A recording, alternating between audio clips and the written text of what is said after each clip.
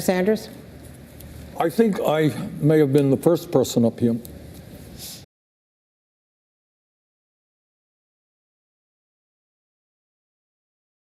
to make it clear that Saudi Arabia not only murdered Khashoggi, but this is a brutal dictatorship which does everything it can to crush democracy, treats women as third-class citizens. And when we rethink our American foreign policy, what we have got to know is that Saudi Arabia is not a reliable ally. We have got to bring Iran and Saudi Arabia together in a room under American leadership and say we are sick and tired of us spending huge amounts of money and human resources because of your conflicts. And by the way, the same thing goes with Israel and the Palestinians. It is no longer good enough for us simply to be pro-Israel. I am pro-Israel. But we must treat the Palestinian people as well with the respect and dignity that they deserve. What is going on in Gaza right now, where youth unemployment is 70 or 80%, is unsustainable.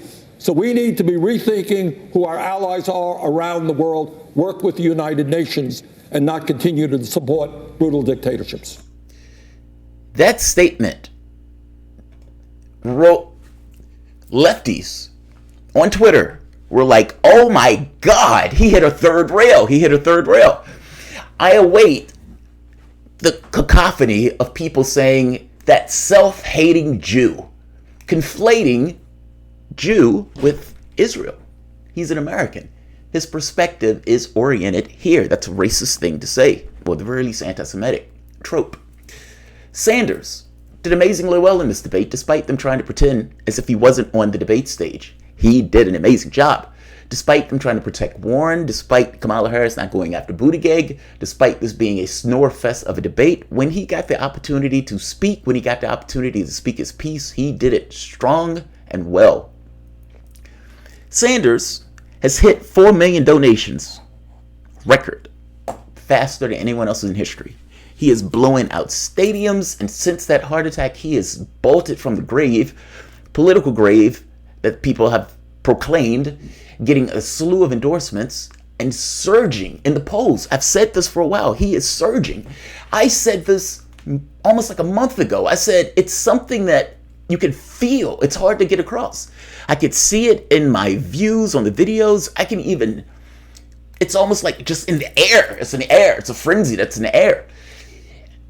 It felt that way for a while ago. I said it is unclear on whether or not this was in my head or if this was something out there. This is not just in my head. So Sanders, real clear politics, average. Look at this. Sanders has claimed the number 2 spot. He's reclaimed it. Warren has plummeted to 3rd. But this number is not indicative. It's not enough to say that Warren has plummeted to 3rd. And plummet doesn't really do it justice. She has fallen. She's fallen significantly so. We are at peak Warren. Look at this. Warren had got all the way up to 26.8% in the polling from the standpoint of an average. She has tumbled. She's tumbled. Now, me freaking out a bit saying, Sanders, you got to differentiate. Sanders, you got to differentiate. Maybe he was right. I mean, my argument was there's only so many places she could go. She, capitalist, the guy calls himself a socialist, you can only ape his policy so much before people just think you're disingenuous. And up to this point, she blew a gasket. We are seeing peak Warren, and we are seeing Sanders that is exploding. And this polling, by the way, doesn't even include everything, meaning Reuters is leaving out several polls. Like the Reuters poll, they had Sanders in the number 1 spot. That's being left out. And even still, look at this. He's jumped to 2nd. He's jumped to 2nd. The surge is real. The peak Warren is indeed real. And at this point, there's data to back it up. Let's talk about one of the most recent polls from Emerson and the most recent polls involving Donald Trump. And I've been right on this also. I've said that impeachment is a distraction, and impeachment is only going to frenzy up a base that is not ultimately going to, A, take him out of office, and B, end up hurting you in this kind of rebound effect. The polling is also bearing that out. Welcome to the Soapbox.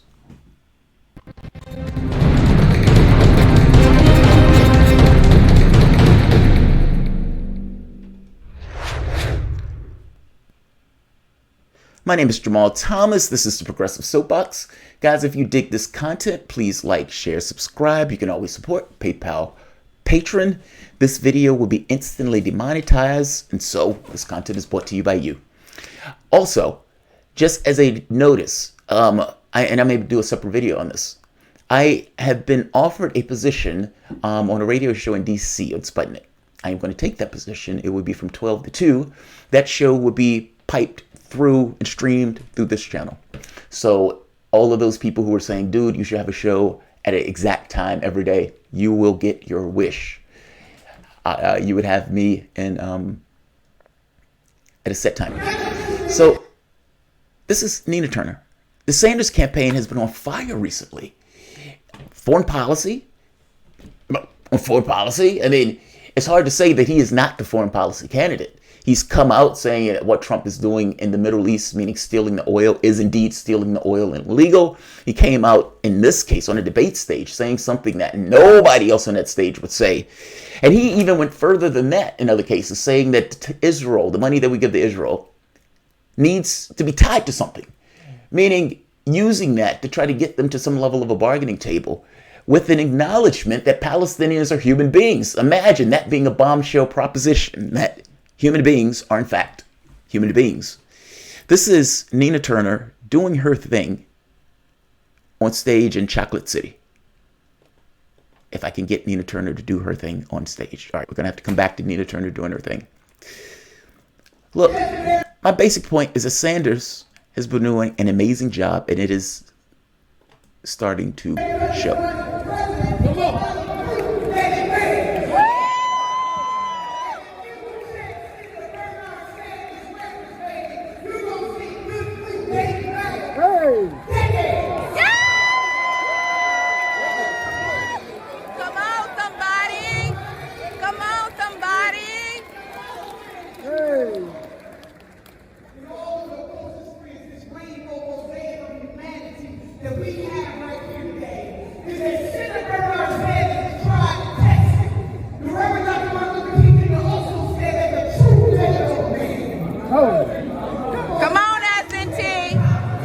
Nina Turner is holding a secular sermon. I mean, basically, she's making the point that it's hard to hear, but you can see by her body language, she's holding sermon, she's holding church.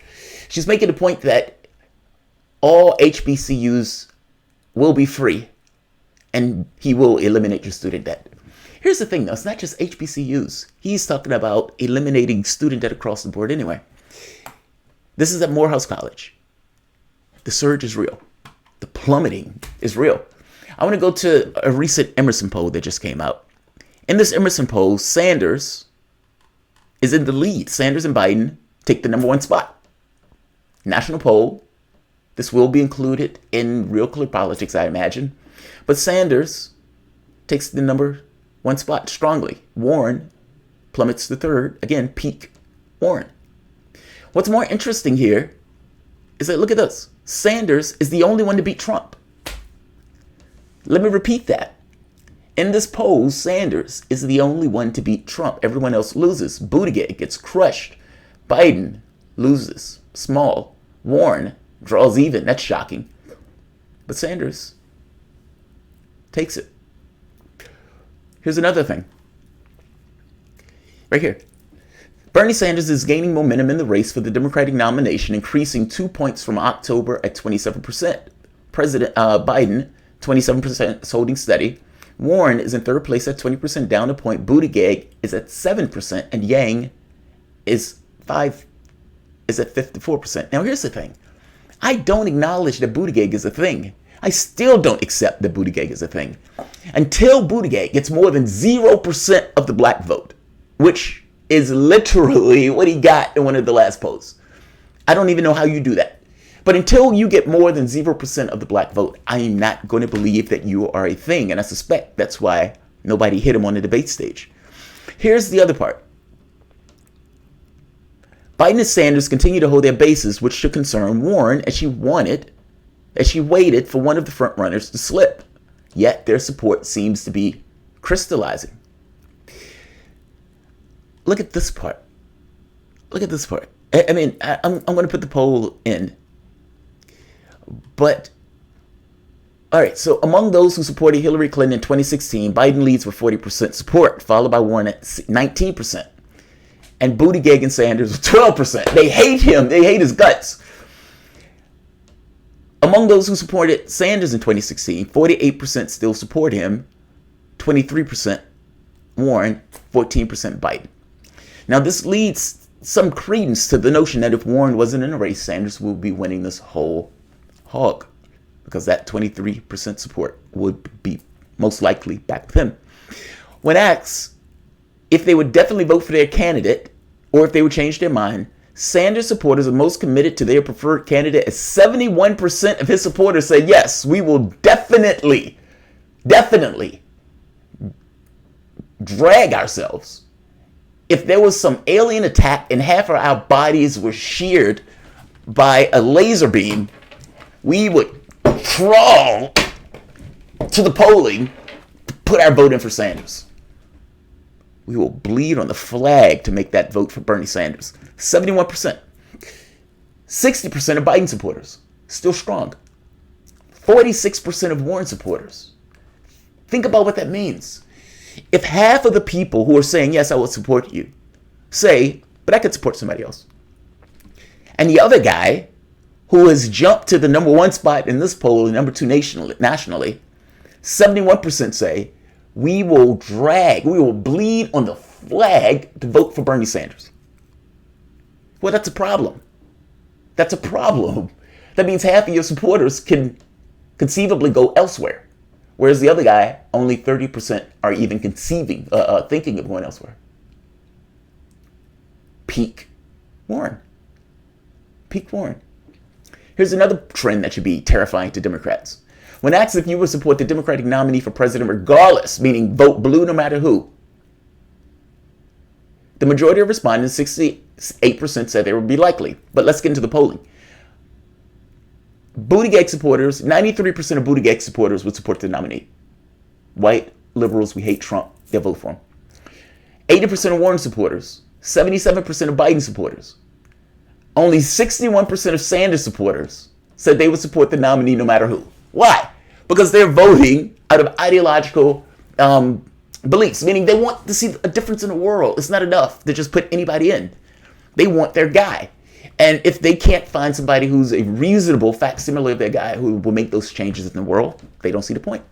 61% say we'd vote blue no matter who. The rest, not so much. And look, I've said the same thing. To me, it's Sanders or pretty much nobody. Maybe Gabbard, but I don't think Gabbard is going to take that spot. So to me, it's Sanders or nobody. This poll is fascinating. Now, here's another one that should terrify Democrats. I have said that the impeachment is a distraction. If you wanted to censor Trump, fair enough. If you wanted to rap him on the knuckles, fair enough. Impeachment is so over the top and is only there for the worst of offenses. And if Bush can go into a country and kill 1 million people and nobody cares, then that doesn't seem to be a big deal. If Obama could push through a regime change war that gets 500,000 people killed, that doesn't seem to be a big deal. But Trump's the issue. Here's Rasmussen Daily Poll. At this time, Obama was at 49%. Today, Trump is at 50%. Trump has been getting a bump. He's been getting a bump since impeachment. The impeachment thing has literally given him a bump in the polls. They're trying to impeach the president, and the polling on the president as a result is going up. This is also shown by cash. Democratic Party is broke. They have not been able to fundraise. That has not been an issue with Republicans. They have been fundraising whole hog, most of which grassroots funded. Trump has been working with the billionaires, that's true, But many of the donations that Trump has been getting, the overwhelming majority has been grassroots, small dollar donations.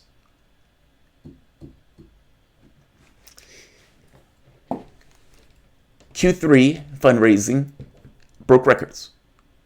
What they put in, like $130 million? And then in October, they broke another record. They put in like $27 million in just 1 month. If you put all of the Democratic candidates together, they don't touch that number. They don't touch that number. And a lot of this has been the frenzy created from impeachment.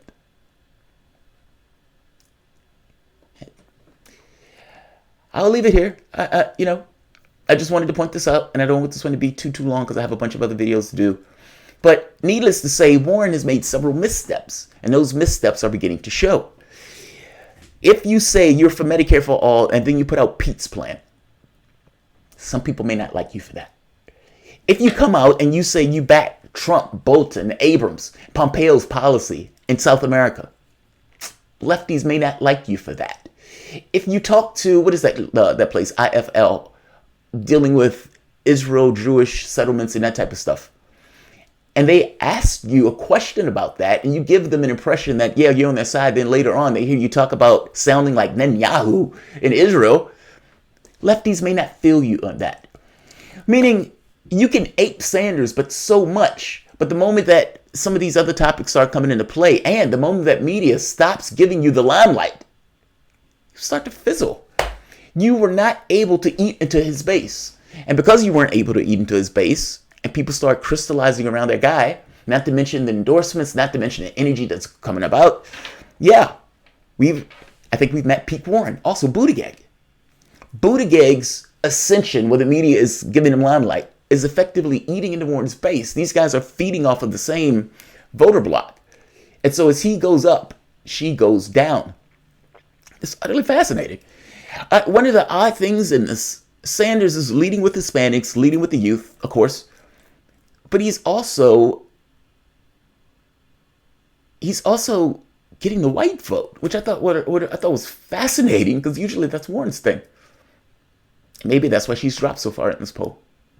Needless to say, he's burning. He's burning. And she is plummeting back to earth. Third place, Elizabeth Warren, falling like 10, 15 points over the course of a few months. Good.